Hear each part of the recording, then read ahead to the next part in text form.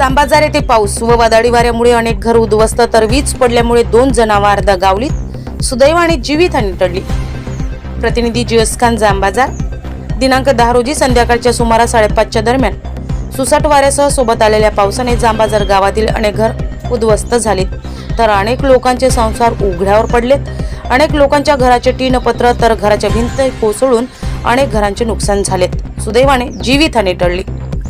दिनांक 11 रोजी तन्वीर पटेल यांच्या मालकीच्या गावालगत असलेल्या पारडी रोडवर वीज पडून 2 गायी ठार झाल्या। सुदैवाने त्याच गोठ्यात पाणी येत असल्यामुळे थोड्याच अंतरावर उभे असताना त्यांच्या समोरच गुरावर वीज पडून ठार झाले। त्यात तन्वीर पटेल व त्याचे 4 सहकारी तेथेच होते हे विशेष।